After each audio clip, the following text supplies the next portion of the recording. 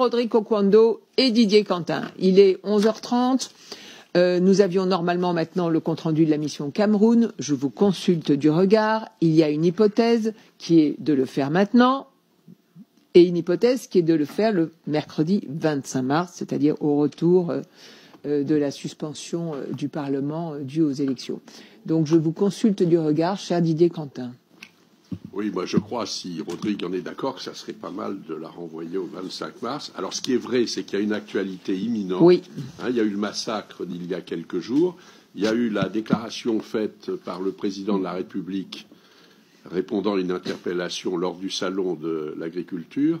Et il y a eu cette nuit la réaction aussi du président Biya, en tout cas de son cabinet. Et il y a eu la Cour constitutionnelle camerounaise qui a annulé les élections législatives dans la partie anglophone. Dans la partie dite NOZO, oui. Nord-Ouest-Sud-Ouest, c'est-à-dire la partie anglophone. Mais je crois que le sujet, sans vouloir, mérite quand même qu'on y passe plus d'une demi-heure. Rodrigue. Oui, je suis bien d'accord de le reporter au 25. Ça mériterait qu'on ne passe pas juste une demi-heure parce que les collègues vont partir à d'autres réunions et qu'on donc on le reporte au 25 mars et qu'on puisse en discuter vraiment d'une façon beaucoup plus approfondie. Je suis plutôt de cet avis-là. Didier Quentin, un mot encore ? Non, je confirme. Non, c'est un pays très attachant avec lequel on a beaucoup de liens.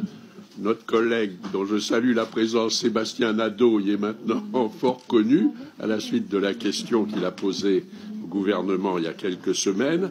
Et il y a aussi des pages tragiques, comme celles qui ont été évoquées à propos de Madagascar. Il y a notamment ces mouvements pour l'indépendance qui ont conduit à des affrontements assez violents et qui sont souvent sortis de nos mémoires. Donc tout ça mérite, je crois, une attention particulière. Et c'est un pays tout à fait particulier, puisque colonisé par les Allemands, et c'est à la suite du premier conflit mondial qu'il y a eu cette partie française, cette partie anglaise. Tout à fait. Je suis d'accord avec vous. Il faut y passer du temps. Le temps. Sébastien Nadeau.